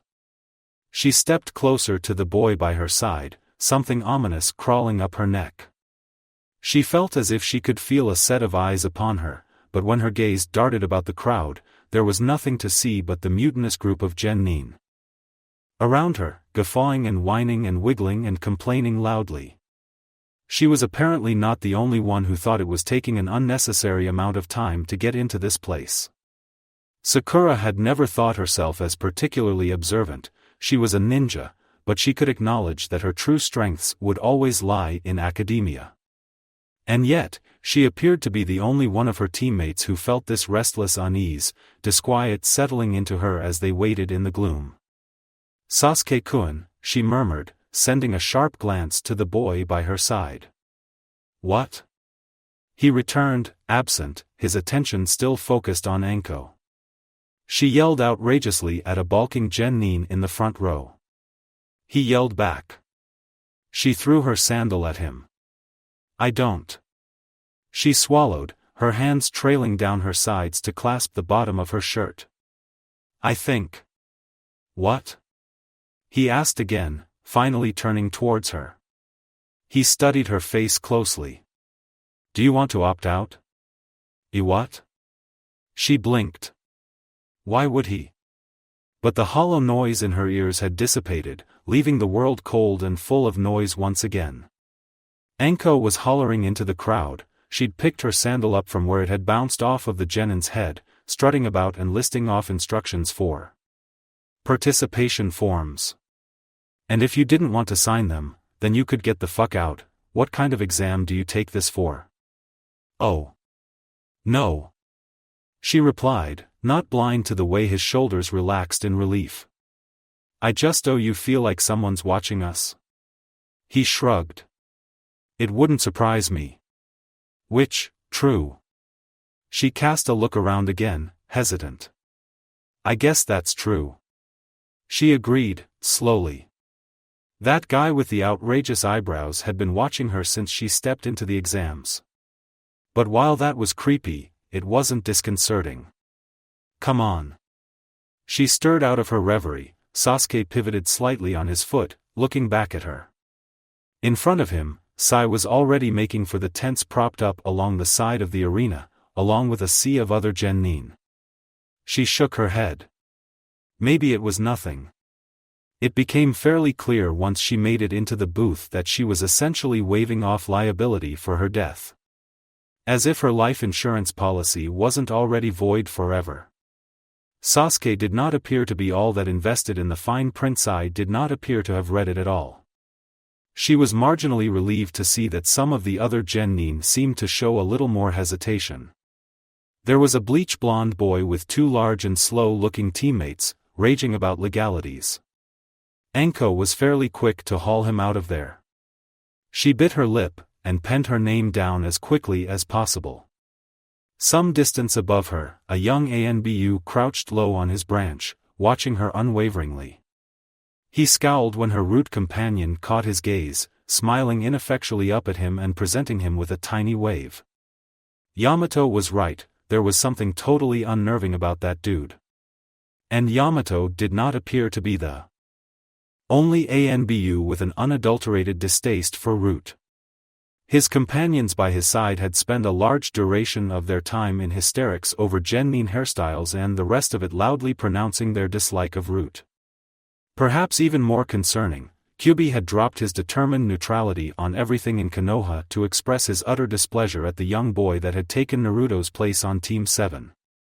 Rustling behind him, Yuga plummeted out of the trees, flipping upright as she landed next to Naruto. He glanced towards her. "Anything interesting?" "Not particularly."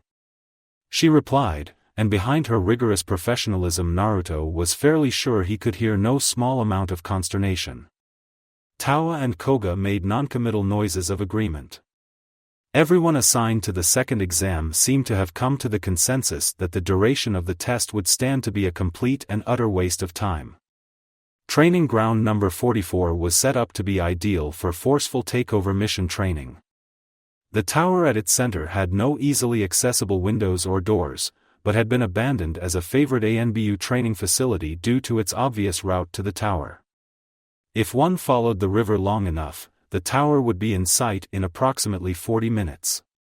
25 if you were Tawa, who had found a short cut through a couple broken logs and under a bridge or two. For Nin, the given time would probably be just perfect. He drifted off for a moment or two as the proceedings below dragged on by like molasses, listing slightly against his knees. Koga snorted beside him.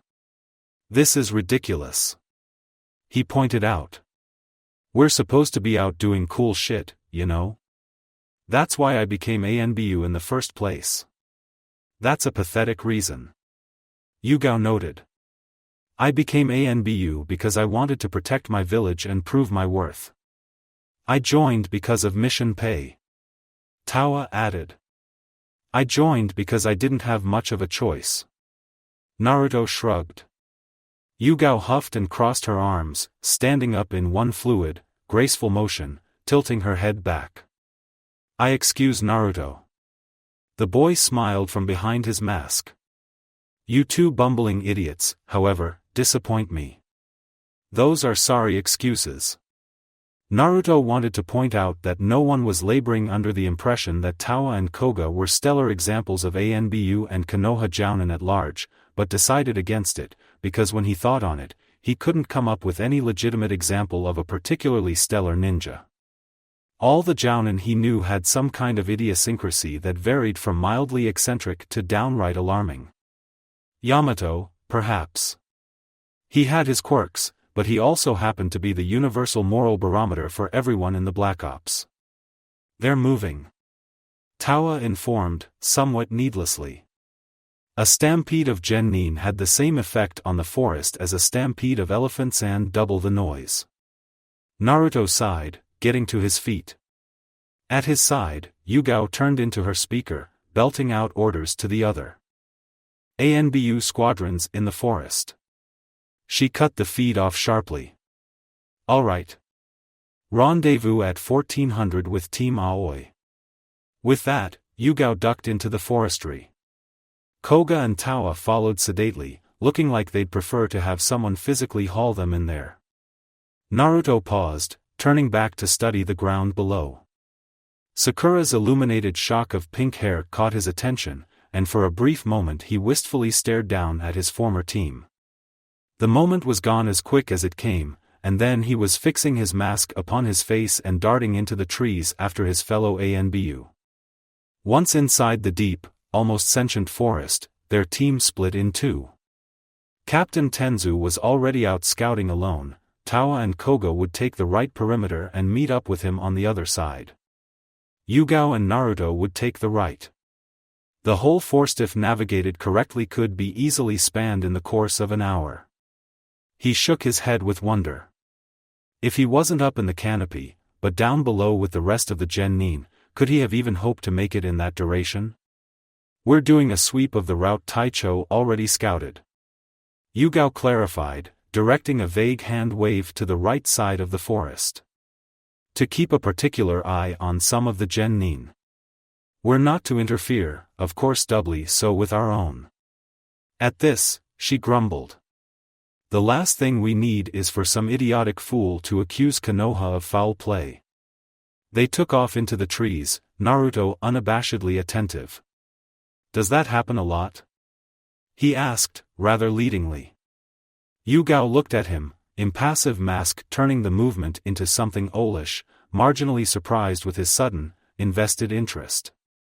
She wondered if he was actually showing an aptitude for politics, or perhaps more likely, concern over his friends taking the exam some miles below them. "I suppose not," she conceded, tactfully. "But all the same, we shouldn't interfere. No matter what you see, it's best not to get involved." "Are there any rules that Nin have to follow?" She shook her head. "Not particularly, no." And then, elucidating, "The exams are meant to simulate real shinobi experiences. There certainly aren't any jurisdictions on missions, and exams are meant to replicate that unrestricted situation. That, in no small part, is why the only real rule that's enforced is complete acknowledgement of death or serious injury in the exam. His stomach twisted itself into knots at the very idea.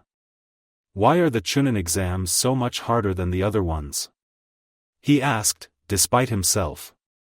Well, it's not that they're harder, she reasoned, as they rounded a sharp corner. Beneath them, he was almost positive he heard Kiba curse inexplicably about a wild zombie plant chasing him down. But that the ninja who take them are simply more inexperienced. You were thinking of taking these exams once. What did you think they would be like? Naruto shrugged. In all frankness, he hadn't ever thought too much about the Chunin examinations. He had always figured he'd rise up the ranks and be Hokage, without sorting out the details. Obviously promotion was one of the needless details. However, seeing as though he had bypassed them altogether anyway, he supposed he wasn't so remiss to brush through them after all. I don't really know, he confessed. I always figured they'd be tough. I definitely didn't think it was such a big deal. She chuckled mirthfully. They're a main attraction. People come from all around the 5 countries to watch and participate. They certainly don't make such a show of the Jounin exams, or the Anbu, for that matter. This was common shinobi knowledge, of course. Naruto could be so clueless at times. 2 days in, and nothing of great significance happened below. They met up with Tenzu some hours into the second day, and to the surprise of no one but Naruto, they found the man lounging against the side of a cozy hut sprawling out of an enormous branch. Naruto had never seen trees so tall, nor had he ever seen a scene so arresting, the canopy unfurled around them endlessly, the sunshine a glorious, scorching white light, the black silhouette of birds as the flocks flittered in and out of the trees. But the foliage clung so densely, the light never made it to the ground. Beneath them the forest floor lay shrouded in clotting dark heat. The contrast did not go unnoticed by him. The very branch they landed was as wide as a street, Yamato's Mokutan hut squatting pleasantly along the width of it. Apparently Yamato's ability to arbitrarily create houses on missions was a bit of a legend in Anbu, another reason he was so highly sought out as a captain. And Naruto could see why he'd rather stay in a log cabin than the forest floor any day. The two joined him for a brief moment of respite, bathing in the warm, filtered sunlight as if they hadn't felt it in ages. Well, not entirely inaccurate. Even a few feet below the light already began to thin. It'll become nothing short of a legend, I'm sure. Yuga praised, a light, lilting cheer coloring her voice as they stepped inside to survey the wooden furniture. I remember the hut you build near Kumo was, too. Ah, Yamato rubbed his chin. Good piece of work there. He threw them a winsome grin. Maybe they'll make this into the new Anbu headquarters for the forest. I hope not. This should be our secret. Naruto shouted, utterly charmed by the possibility of making a house with jutsu. Captain Yamato was simply amazing.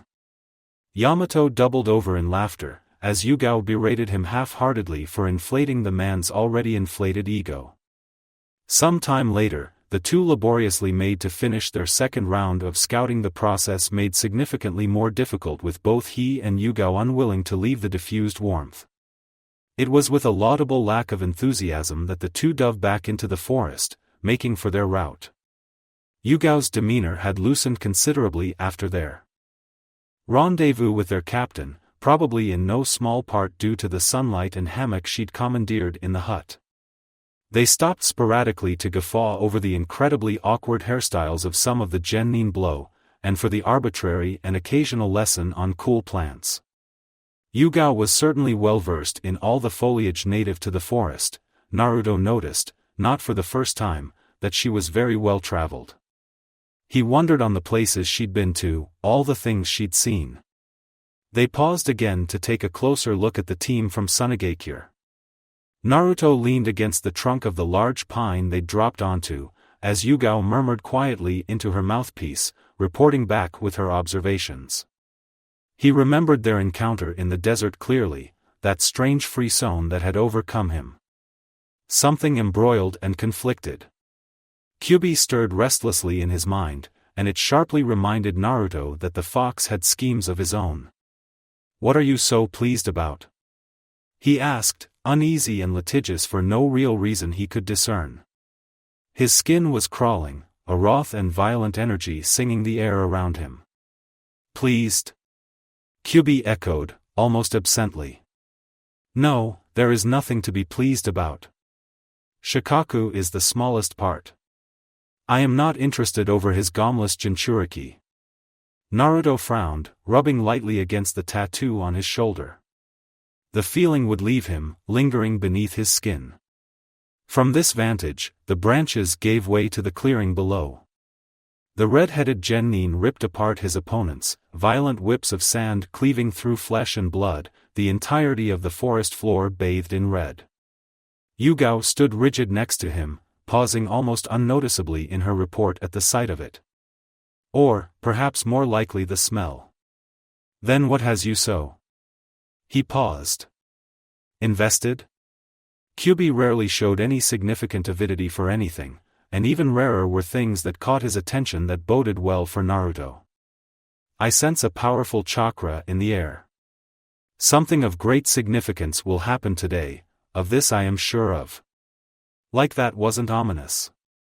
Bewilderment flooded his face as confusion reeled inside him, festering at the bottom of his stomach as the wet feeling of dread slid down his back. "What do you mean by that?" Kyub chuckled. "Wouldn't you like to know?" His amiable temperament soured with the demon's rather unyielding prophecy. What the hell was that supposed to mean? If anything, he felt even worse. He'd figured from the way his companions anguished loudly over the mission that it would be an enormous and tedious waste of time. Instead he'd found himself having a wondrous time with his team, relishing in the light camaraderie without the weight and worry of usual ANBU missions. Though they protested vocally and continuously, Naruto was fairly sure the rest of his team was feeling something of the same. He diverged his attention below, all good humor had fled him. The demon had been uncharacteristically reticent for the majority of the exams, and his brief resurfacing was a painful and stark reminder that Naruto shouldn't be off gallivanting in the trees at all. He should be down there, fighting for his promotion and possibly his life. He'd had a brief and scintillating moment in which he'd thought he'd actually belonged here at all. "Naruto? Sorry." He rubbed warily at his forehead. "What were you saying?" "That redhead," she murmured. "We saw him in Suna, no?" "Yeah." He agreed, feeling hollow and out of sorts, equilibrium slipping through his fingers. What was it? The smell? The proximity to another Jinchuriki? He felt as if it had to be some sort of preconcerted scheme of the fox. Yuga muttered into her earpiece. She turned to Naruto once more. "Konoha should watch for that one." He nodded absently. His hackles raised abruptly, and he shot to his feet. He grabbed for Yuga. She turned, surprised. Naruto, the redhead stirred amidst his shifting sand, head suddenly snapping up to a branch far above him. His sea-green eyes narrowed as he studied the empty branch. Mother had been growling about something above there, yet he saw nothing. "Nothing is there," he placated the demon to no avail, as it continued to whimper. Yuga gently removed herself from Naruto's grip, cursing silently to herself. That genin had almost gotten the drop on her. She scowled. She should have counted for the demon's Hone Sensei'd been on a team with Kyubi long enough to remember that, surely. Her brow furrowed, as she peered below once more. The redhead had turned back around, sauntering forward with what appeared to be two very traumatized teammates. She didn't blame them. "We should move out," she observed, quiet, regroup with Tawa and Koga before the sun sets. She pivoted slightly, taken aback when the forest behind her was devoid of her blonde companion. "Naruto?" She called to the darkness, puzzled. The saffron-haired boy in question was currently tearing through the forestry at an alarming rate, heedless of whatever unfortunate foliage found its way into his path. It had come to him unexpectedly, a scent lingering in the wind that filled him nostalgia. He knew this blood. He'd shed enough of it to remember it by smell alone, to remember who it belonged to. He raced off into the canopy, searching for its owner. Bastard he may be, but Sasuke was a friend nonetheless. It had taken Yugao's kind coaxing much to his embarrassment for him to finally be able to admit this aloud. But it was true. The blood was getting closer, no longer a faint trail dwindling between the honey-scented flowers and mossy undertones of the forest, but so thick that even a human could be able to smell its vile stench. His pace quickened, as his heart thrummed in his chest, pounding against his rib cage, seemingly shattering against his lungs and veins and spreading its acidulous glass through his blood, cutting him even to his numbing fingertips. Kyubi. Yugao caught him by the arm, wrenching him backwards. Her eyes were livid and bright behind her mask. "Senpai, what do you think you're doing?" she hissed, cutting him off. "Trying to get yourself killed? Or spotted?" "No." He gasped quickly. "I was just," he motioned fervently towards the other direction. "My team, there, I'm aware." Yugao sighed, releasing him. "I don't need demonic senses to smell it from here." Naruto deliberated, feeling caught between a rock and a hard place. The earth lay as a dizzying drop beneath, and the dark canopy above endless and obscured, and in this tiny, diminutive infinity he knew he had to make a choice. Light scattered between them, a thick, besotted veil, speckling down her mask until he could see the wide chestnut of her eyes. The moment broke as he tugged himself away. "I have to find them." "Don't," she commanded. "They're in the middle of an exam, Naruto. To aid them would immediately disqualify all three. Do you want that?" "No." Rationally, he could see the logic in her words. Something compelled him onwards anyway. Yugao, they knew what they signed up for when they took this test. She reminded, apathetic. He shook his head. "But it's not." She wouldn't understand. Perhaps more importantly, he wouldn't know how to explain it to her. But he felt it some significant, climacteric end, or worse, a prophetic anthem of doomed advent. Whatever it was, he knew he had to go. "I'm sorry, Yuga-chan," he said, and she seemed taken aback at his familiarity with her.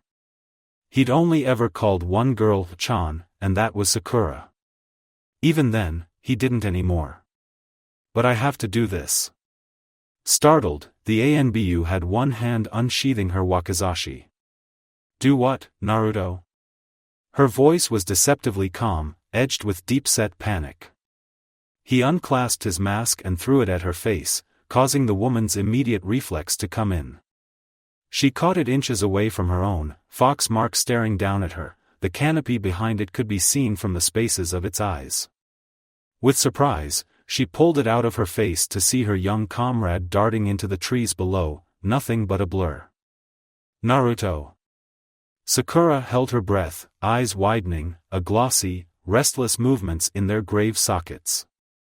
It happened so fast, so utterly surprising that it was slow enough for her eyes to remember every movement in perspicuous detail, as if she was the Uchiha of her team. Sasuke had evolved his Sharingan, but there was no great celebration to remark upon it, rather, a futile and violent struggle for their lives. Not even 2 hours ago it had seemed as if all her fears had been a simple case of paranoia. Aside from humidity, the forest did not appear to have any legitimate causes for concern. Perhaps they'd simply picked the best path, or perhaps they'd just gotten lucky, but nothing of great difficulty had befallen them. Sakura spent most of the journey lit with nerves, not even sparing an irritated glance for their newest companion. The gaping hole Naruto had left in his two teammates only grew even more obvious with Sai's poor attempt to fit the space. He was unnerving, to say the least. He also managed to spend more time with Sasuke than Sakura did, which was saying something, because Sakura went very out of her way to spend time with the Uchiha. Sasuke didn't seem too pleased with both, and if the Uchiha was used to being truthful with himself, he'd admit to wishing a bit that Naruto was back on their team. At least that way he was 100% sure his other teammate wasn't also trying to hit on him. Because with Sai, it was hard to tell. His smile seemed fake, and his words even more papery. A couple times, she thought she'd heard Naruto's voice in the forest, and she had to remind herself to keep focused on the reality at hand. Perhaps it was the part of her missing the blonde, capitalizing on her hysteria and making her hallucinate. She missed Naruto. Sai was creepy. And possibly a love rival. She'd rather have an annoying loud mouth in love with her than a stalker like Sai who liked Sasuke. And maybe even on some level, Sakura was aware that his feelings as well went beyond unnatural. It wasn't affection that kept his eyes unwavering from Sasuke's, but it was that look in his eyes when he saw the boy's Sharingan. Captivated, almost. But certainly not surprised, like he should have been. He was surely around their age, and hadn't been quite old enough to see a Sharingan before the clan was wiped off. Yet he seemed used to the gentle swirl of the tomoe amidst their world of red, as if he had seen it clearly in his lifetime, long enough to study its slow swim. Of course, Sai was the least of her problems now. They had run into trouble. Well, it could be said they had run into a lot of the trouble. A couple plants trying to eat them, a couple teams trying to get them. Nothing a good breath of fire or a Sasuke ass kicking couldn't handle. It seemed more generic than anything, and certainly allayed Sakura's fears about the second exam. But the grass woman had been different. If, in fact, it was a woman at all. The Kusanine had taken one side glance at Sai, before her eyes had narrowed and she had immediately darted towards him, taking him out almost immediately while she and Sasuke fruitlessly tried to help, only to be held off by Kage Bunshin, which was a Konoha technique. Even more of a cause for concern. By then, Sai had already been incapacitated, limp on the forest floor.